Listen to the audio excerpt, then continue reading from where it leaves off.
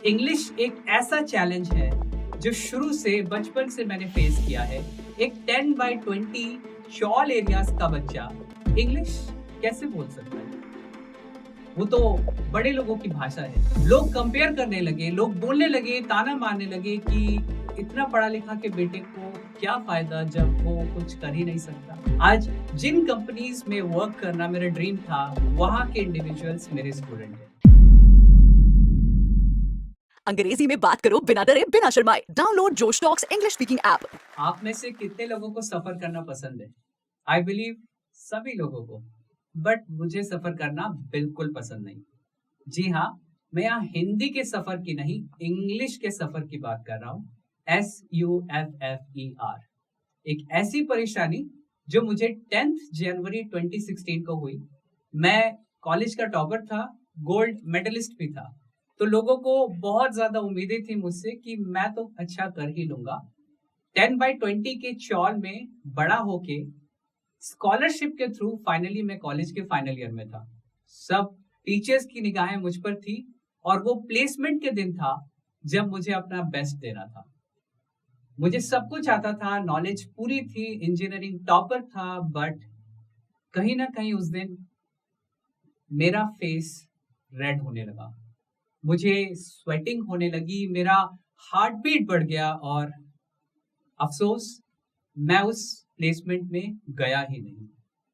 Mummy papa ने जब मुझसे पूछा तो मेरा सिर्फ इतना जवाब था कि मॉम डैड, इससे भी बेटर कंपनीज आएंगी तभी मैं इंटरव्यू में बैठूंगा। और फ्रेंड्स को भी मैंने यही बहाना दे दिया। लेकिन खुद मुझे पता था कि उस प्लेसमेंट में ना बैठने का क्या रीजन था। और सिर्फ यही नहीं, आने वाली 7 कंपनीज के प्लेसमेंट बैक टू बैक आए और मैं किसी में भी अपीयर नहीं हुआ। इसका रीजन आप सोच रहे हैं क्या? Of course, English. इंग्लिश एक ऐसा चैलेंज है जो शुरू से बचपन से मैंने फेस किया है। एक 10 बाय 20 शॉल एरियाज का बच्चा इंग्लिश कैसे बोल सकता है? वो तो बड़े लोगों की भाषा है। लोग कंपेयर करने लगे, लोग बोलने लगे, ताना मारने लगे कि इतना पढ़ा लिखा के बेटे को क्या फायदा जब वो कुछ कर ही नहीं सकता। मुझे निकम्मा, मुझे डंस बुलाने लगे। डंस का मतलब बेवकूफ। और यहाँ तक कि ऐसी अपॉर्चुनिटी आई जब मैंने BPO में जाने का फैसला किया। मैं वहां पे गया और आप यकीन नहीं मानेंगे, वहां हिंदी के कॉल सेंटर में भी उन्होंने क्वेश्चन मुझसे इंग्लिश में पूछे और निराशा हाथ लगी। काफी मिन्नतों के बाद उन्होंने मुझे लेने के लिए अग्री तो किया, लेकिन मेरी सैलरी थी सिर्फ 7,000। आज वही 10 बाय 20 चौल का लड़का ना कि सिर्फ इंग्लिश बोल पाता है, but today I also train professionals, veterans and experts of IITs, IIMs, Dell, Capgemini, HCL to name a few. आज जिन कंपनीज में वर्क करना मेरा ड्रीम था, वहां के इंडिविजुअल्स मेरे स्टूडेंट हैं। मेरा नाम अरिंदम है और मैं एक कम्युनिकेशन फैसिलिटेटर हूँ इंटरनेशनल ब्रांड इंग्लिश टाइम्स में। तो आज मैं आप लोगों को एक मैप देने वाला हूँ। ये मैप मानचित्र नहीं है, ये मैप है मैसिव एक्शन प्लान, जिसको फॉलो करके डेफिनेटली आप भी अपने लिए रिजल्ट्स लाकर रख सकते हो। ये साइंटिफिकली प्रूवन है, टाइम टेस्टेड है एंड डेफिनेटली अगर आप इस पे वर्क करोगे तो ये आपके लिए वर्क करेगा। सो चलिए शुरू करते हैं अपने इस इंग्लिश के सफर को। और मैं चाहता हूं कि प्लीज इस वीडियो को अभी आप पॉज कीजिए और अपना नोटबुक और पेन जरूर लेके आइए, बिकॉज ये स्टेप्स ऐसे हैं जिन्हें लिखे बिना आप भूल जाएंगे। और कहते हैं ना, जिन चीजों को हम लिखते हैं वही चीजें हमारे भविष्य का कारण भी बनती है। तो please have your notebook and pen. अगर नहीं है तो please be active in the comment section. तो चलिए स्टेप 1 से शुरू करते हैं। Step 1, English is all about practice. अब इसमें कुछ नया तो नहीं है, लेकिन अब इसके पीछे के साइंस को समझते हैं। देखिए,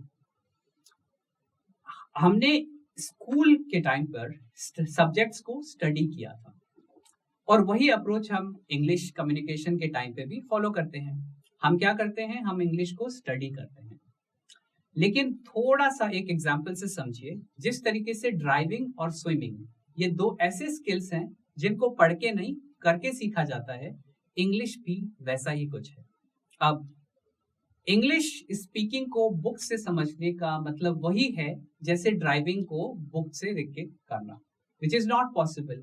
आपको ये समझना पड़ेगा कि एकेडमिक सब्जेक्ट्स को स्टडी किया जाता है और स्किल्स को लर्न किया जाता है।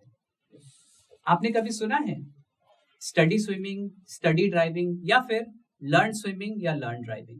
तो इससे बिल्कुल क्लियर हो जाना चाहिए कि आपका फोकस प्रैक्टिस पे होना चाहिए, नॉलेज गेन करने पे कम, प्रैक्टिस पे ज्यादा। अब नंबर 2, प्रैक्टिस कैसे करें? तो ये इंपॉर्टेंट पॉइंट पूरी लाइफ आपकी ट्रांसफॉर्म कर देगा, एंड ट्रस्ट मी, इसने मेरी लाइफ को भी बहुत बड़ा इंपैक्ट किया है। वो है प्रैक्टिस इम्परफेक्ट इंग्लिश। जी हाँ, प्रैक्टिस इम्परफेक्ट इंग्लिश। अब ये क्या है, इसको एक एग्जाम्पल से समझते हैं। कभी आपने दही से दूध निकाला है क्या? आई बिलीव नहीं। दही से दूध नहीं, दूध से दही निकलता है। लेकिन जब आप ग्रामर पढ़ के इंग्लिश स्पीकिंग करना की कोशिश करते हो तो ऑफ कोर्स आप यही करते हो। आपका अप्रोच गलत होता है। आप जब भी स्पीकिंग करते हो तो हर टाइम स्पीकिंग करने के बाद आप ये सोचते हो कि क्या मैंने टेंस सही बोला, इसमें क्या कुड आना चाहिए, वुड आना चाहिए या शुड आना चाहिए। और इस सब परफेक्शन के चक्कर में, इस ग्रामर के चक्कर में आप कहीं ना कहीं रुक जाते हो, आपको परफेक्शनिज्म सिंड्रोम हो जाता है। मेरा एडवाइस ये है कि पहले इम्परफेक्ट इंग्लिश बोलना सीखिए। छोटे छोटे जो डेली लाइफ सिचुएशंस है जिसका आप हिंदी टू इंग्लिश ट्रांसलेशन कर सकते हैं, जैसे आई गो, आई कम, आई टेक, आई ड्रिंक, ये छोटे सेंटेंसेस बोलना आप शुरू कीजिए इंग्लिश में। और जिस दिन इम्परफेक्ट इंग्लिश बोलने का कॉन्फिडेंस आएगा फिर ग्रामर सीखिए। होगा क्या कि जब आप इतने कॉन्फिडेंट है इम्परफेक्ट इंग्लिश बोलने के लिए, तो अब वही ग्रामर आपका एनिमी नहीं, वो आपका फो बन जाएगा, वो आपका फ्रेंड बन जाएगा, क्योंकि अब आपको ग्रामर सीखने में मजा आएगा। आप ऑलरेडी इस लैंग्वेज को बोलते हैं, अब आप इस लैंग्वेज को सही से बोलना सीख रहे हैं। सो प्लीज माइंड इट, पहले ग्रामर नहीं सीखी जाती, पहले इंग्लिश इम्परफेक्ट बोला जाता है, फिर सीखते हैं। लेकिन इसमें सबसे बड़ा जो चैलेंज मैंने देखा है लोगों में या युवाओं में, कि वो वर्ड टू वर्ड ट्रांसलेशन पे ध्यान देते हैं। और इसीलिए यह थर्ड पॉइंट बिल्कुल आपके काम आने वाला है, which is intent behind the context. Situation के हिसाब से आपको वर्ड का मीनिंग समझना पड़ेगा। बिना सिचुएशन के हिसाब से अगर आप सीखोगे तो काम नहीं होगा। एक एग्जाम्पल देखते हैं। एक बार मेरे फ्रेंड के टीचर ने उससे पूछा कि आपके फादर का नाम क्या है, और पता है आपको जवाब में क्या दिया उसने? Beautiful red underwear. तो टीचर शॉक हो गया कि what is beautiful red underwear. तो जवाब था ब्यूटीफुल मतलब सुंदर, रेड मतलब लाल, एंड अंडरवेयर मीन्स चड्डा, सुंदर लाल चड्डा। देखा आपने, अगर वर्ड टू वर्ड ट्रांसलेशन आप करते हैं तो ये कितना बड़ा प्रॉब्लम हो सकता है। इसके कुछ और भी एग्जाम्पल्स हैं, जैसे यू आर फायर्ड। इसका मतलब ये नहीं कि आपको आग लगा दिया गया, यू आर फायर्ड मीन्स आपको निकाल दिया गया। You are my honey bee, अब इसका मतलब ये नहीं तुम मेरे मधुमक्खी हो, इसका मतलब तुम मेरे प्रियतम हो।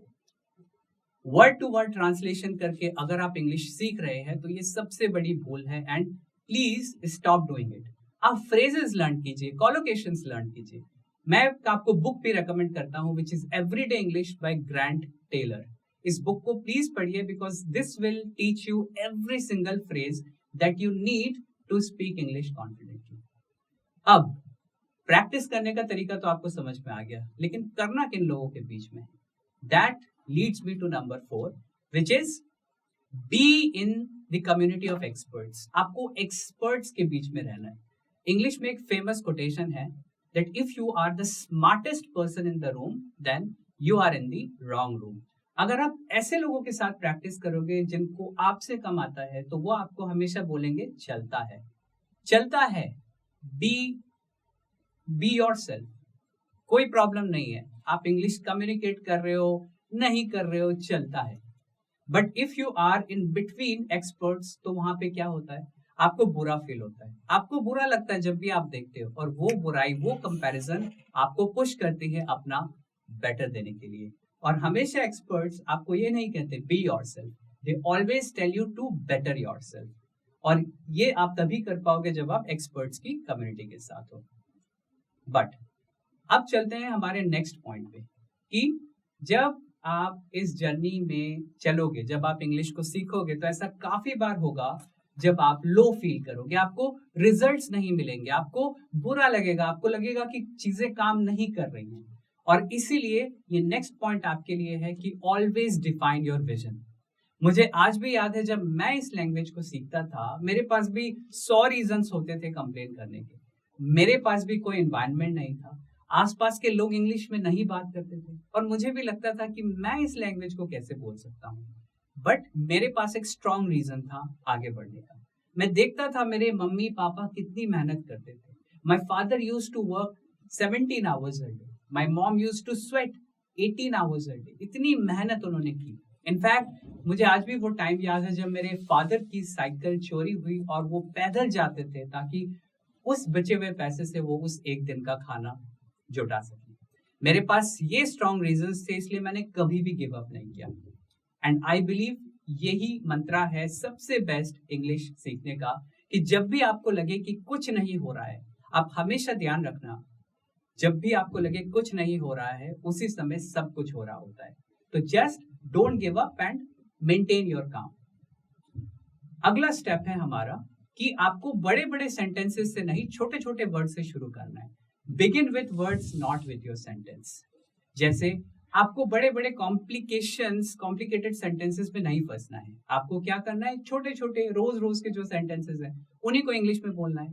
For example, good morning, good evening, how are you, I am fine, I can take care of myself, I have a fever, I am feeling sleepy. ये सारे छोटे सेंटेंसेस हैं और इनको बोलने के लिए आपको किसी ग्रामर की जरूरत नहीं है, आपको बस बोलना है।